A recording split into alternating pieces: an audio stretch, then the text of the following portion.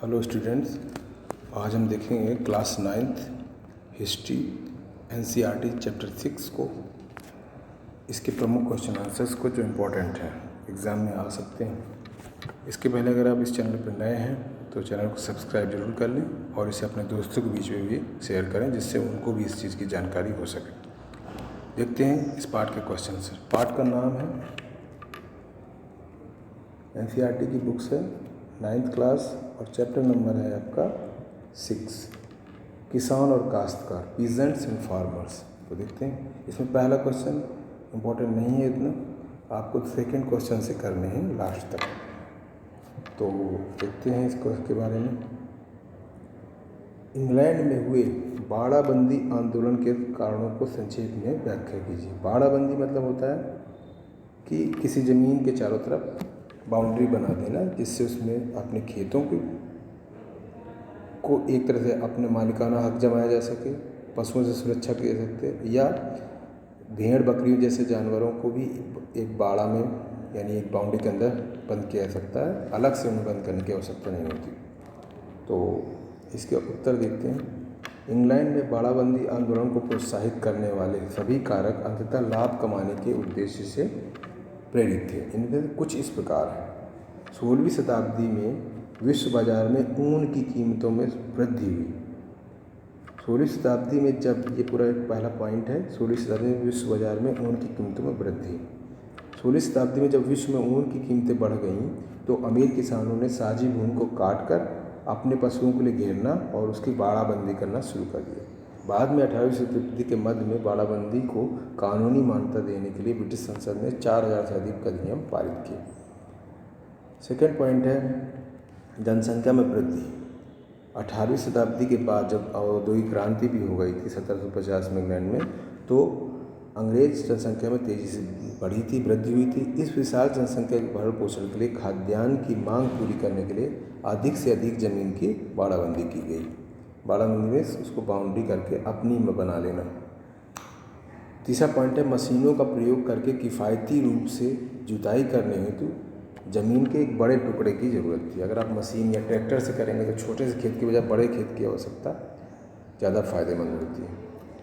चौथा पॉइंट है औद्योगिकरण और युद्ध की आवश्यकताओं को पूरा करने के लिए खाद्यान्नों के भाव बहुत बढ़ गए, जिसमें अनाज का उत्पादन बढ़ाना अनिवार्य हो गया। चूँकि बहुत सारे ग्रामीण क्षेत्रों के लोग औद्योगिकरण में फैक्ट्रियों में काम करने चले आए, तो क्या हुआ, और युद्ध में लोग लड़ने चले गए, तो खेती में जो होता है लोग कम हो गए काम करने वाले, तो उत्पादन कम हो रहा था। तो उसको बढ़ाने के लिए भी ये ज़रूरी था कि मशीनों का प्रयोग कराया जाए, बाड़ाबंदी की जाए। तीसरा प्रश्न है इंग्लैंड के गरीब किसान थ्रेसिंग मशीन का प्रयोग क्यों कर रहे हैं। थ्रेसिंग मशीन होती है जिसमें सिर्फ गेहूँ को पेड़ को डाला जाता है और गेहूँ उससे निकल आता है। तो ये जो है एक प्रमुख फैक्टर है। उसका उत्तर है इंग्लैंड के गरीब किसान थ्रेसिंग मशीन का विरोध कर रहे थे क्योंकि इसने फसल की कटाई के समय कामगारों के लिए रोजगार के अवसर कम कर दिए। इससे पहले मजदूर खेतों में विभिन्न काम करते हुए जमींदार के साथ बने रहते थे, बाद में केवल फसल कटाई के समय ही काम पे रखना है। दूसरा पॉइंट था कि अधिकतर मजदूर आजीविका के साधन गंवाकर बेरोजगार हो गए, क्योंकि जब मशीनें काम करने लगती हैं तो उसमें जो मनुष्यों के लिए थोड़ा काम कम हो जाता है, इसलिए वे औद्योगिक मशीन का विरोध कर रहे थे। चौथा प्रश्न देखिए, कैप्टन स्विंग कौन था। कैप्टन स्विंग एक नाम समय चल रहा था, हालांकि ये कोई व्यक्ति का नाम नहीं है। ये किस बात का प्रतीक था और किन वर्गों को प्रतिनिधित्व करता था। कैप्टन स्विंग एक मिथकीय नाम था जिसका प्रयोग धमकी भरे खतों में थ्रेसिंग मशीनों और जमींदारों द्वारा मजदूरों को काम देने में आनाकानी के ग्रामीण अंग्रेज विरोध के दौरान किया जाता था। कैप्टन स्विंग के नाम ने, यानी कि वो जमींदारों को कैप्टन स्विंग कहते थे और मशीन को कैप्टन स्विंग कहते हैं, जिसने उनके रोजगार को छीन कर बेरोजगार बना दिया। उन्हें एक खतरा सताने लगा कि कहीं हथियारबंद गिरोह रात में उन पर हमला न कर दे। इस कारण बहुत सारे जमींदारों ने अपनी मशीनें खुद ही तोड़ दी। यानी कि जो मजदूर वर्ग था वो कैप्टन स्विंग यानी कि मशीनों का विरोध कर रहा था। पांचवा प्रश्न है अमेरिका पर नए अप्रवासियों के पश्चिमी प्रसार का क्या प्रभाव पड़ा। 18वीं शताब्दी के मध्य प्रथम दशक तक श्वेत प्रवासी पश्चिम की ओर पठारों से होते हुए अल्पेशियन पठार पहुंच चुके थे। 1820 से 1895 के मध्य मिसिसिपी घाटी एक नदी भी है ये। उन्होंने जंगलों को काट कर, जलाकर, पूंछ उखाड़ कर, ज़मीन को खेती के लिए साफ कर, जंगल में साफ की गई लकड़ी के घर बना दिए। फिर उन्होंने बड़े क्षेत्रों में जंगलों को साफ करके खेतों के चारों ओर बाड़े लगा दिए। उन्होंने इस ज़मीन की जुताई की और इस ज़मीन पर मक्का और गेहूँ बो दिया। 1860 के बाद प्रवासी मिसिसिपी नदी के पार स्थित मैदानों में जा पहुँचे और बाद के दशकों में ये क्षेत्र अमेरिका का सबसे बड़ा गेहूँ उत्पादक क्षेत्र बन गया। जो मिसिसिपी नदी का क्षेत्र है वो अमेरिका का सबसे बड़ा गेहूँ उत्पादक क्षेत्र है और अमेरिका विश्व में सबसे ज़्यादा गेहूँ उत्पादक क्षेत्र भी है, गेहूँ उत्पादक देश है।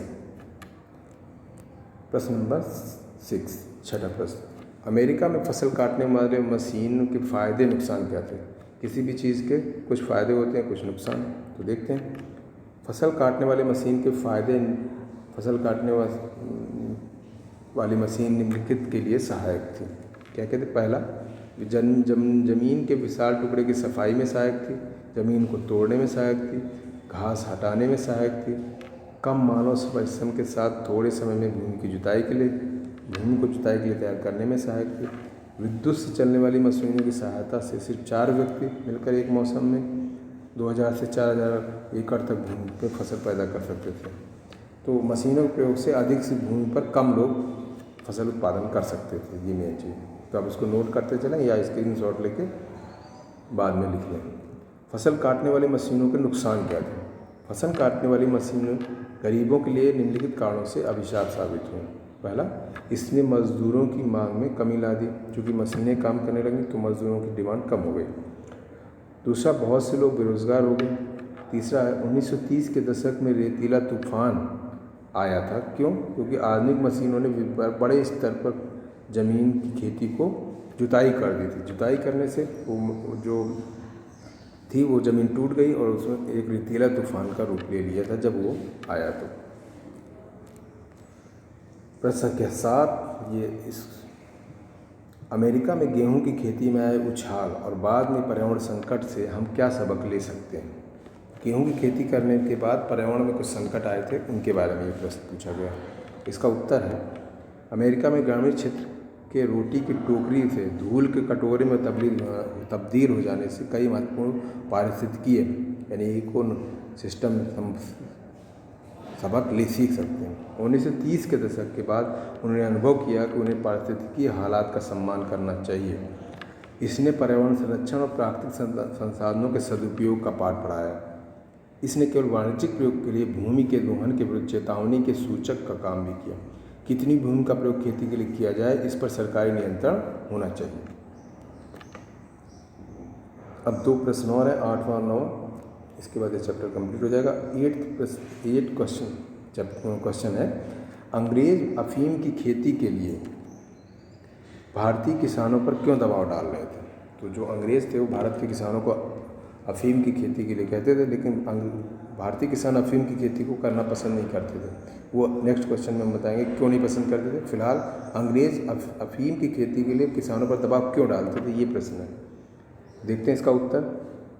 अंग्रेज निम्नलिखित कारणों से अफीम की खेती के लिए किसानों पर दबाव डाल रहे थे।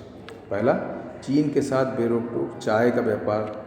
चाय का कंजम्पशन इंग्लैंड में बहुत था और चाय जो है वो चीन के साथ जारी रखना चाहते थे। इंग्लैंड में चाय अत्यधिक लोकप्रिय थी, किंतु इंग्लैंड के पास धन देने के अतिरिक्त कोई ऐसी वस्तु नहीं थी जो चाय के बदले चीन में बेच सकें। किंतु ऐसा करने से इंग्लैंड के खजाने को हानि पहुँच रहा था। ये देश के खजाने को हानि पहुंचाकर उसकी संपत्ति को कम कर रहा था। इसलिए व्यापारियों ने इस घाटे को रोकने के तरीके सोचे। उन्होंने एक ऐसी वस्तु खोज निकाली जिसे वो चीन में बेच सकते थे और चीनियों को उसे खरीदने के लिए मना सकते थे। तो इंग्लैंड ने जानबूझकर अफीम की खेती कराई क्योंकि वो अफीम बेचते थे और चाय चीन से ले आते थे। ये अफीम एक ऐसी वस्तु थी, इसलिए अंग्रेज़ों ने अफीम की खेती के लिए भारतीय किसानों पर दबाव डाला, क्योंकि उन्हें पैसे ना देने पड़े, अफीम बेच दें और चाय खरीद लें। ये एक मेन रीजन था। 9वां और लास्ट क्वेश्चन है, भारतीय किसान अफीम की खेती के प्रति क्यों उदासीन थे? ऐसे बहुत से कारण थे जिनके कारण भारतीय किसान अफीम की खेती के प्रति उदासीन थे। पहला कारण था, वे अपने खेतों में पोस्ते की खेती नहीं करना चाहते। पोस्ता जो होता है वो अफीम के बीज होते हैं, तो आप कह सकते हैं वो इसको पसंद ही नहीं करते। दूसरी चीज़, इसकी फसल सबसे अच्छी ज़मीन पर, उपजाऊ ज़मीन पर उगानी पड़ती थी। इस ज़मीन पर किसान प्रायः दाल उगाते थे। यदि वे इन खेतों में अच्छी अफीम पैदा करते थे तो वे दालें नहीं उगा सकते थे और फिर उन्हें दालें घटिया ज़मीन पर उगानी पड़ती थी, जिस पर फसल कम और अनिश्चित होती थी। तीसरा पॉइंट है, बहुत से किसानों के पास ज़मीन ही नहीं थी। खेती करने के लिए उन्हें ज़मींदार से ज़मीन लगान या पट्टे पर लेनी पड़ती थी और ज़मीन की लगान की दर बहुत ऊंची रहती थी, इसलिए भी वो उसको चुका नहीं सकते थे। चौथा पॉइंट, अफीम की खेती का काम बहुत मुश्किल था। अफीम की खेती के लिए बहुत अधिक उपजाऊ ज़मीन की आवश्यकता थी और उसमें मेहनत भी बहुत लगती थी। पाँचवा पॉइंट है, अफीम के पौधे को जिंदा रखना भी बहुत मेहनत का काम था। किसानों को उसकी देखभाल में घंटों लगे रहना पड़ता था। इसका अर्थ ये था कि उनके पास अन्य किसानों को अन्य फसलों को ध्यान देने के लिए समय ही नहीं बचता था। किसके पास? किसानों के पास। अफीम उगाना किसानों के लिए कोई फ़ायदे का सौदा भी नहीं था, क्योंकि अंग्रेज उनसे औने पौने दाम पर खरीद लेते थे और उन्हें अफीम का सही मूल्य नहीं मिल पाता था। तो इस तरह से ये क्वेश्चंस आपके इस चैप्टर में हैं, चैप्टर नंबर 6, किसान और काश्तकार। तो इनको आप आराम से नोट कर सकते हैं वीडियो रोक के या स्क्रीनशॉट लेकर। ये 9वां प्रश्न, ये आपका 8वां प्रश्न है, ये आपका 7वां प्रश्न है, ये है आपका 6ठा प्रश्न, ये 5वां प्रश्न है, ये 4था प्रश्न है, ये 3रा प्रश्न है और ये है आपका 2रा प्रश्न। तो आप इस तरह इनको देख सकते हैं। तो ये 2रा प्रश्न करना है आपको, ये पहला वाला प्रश्न नहीं करना, ये जनरली इतना इम्पोर्टेंट है नहीं, तो आप इसको ना करिए। बाकी आप जो है बाकी सारे क्वेश्चन आपको कर लें। तो आज की वीडियो में इतना ही। वीडियो देखने के लिए आप सबका बहुत बहुत धन्यवाद। Thank you very much.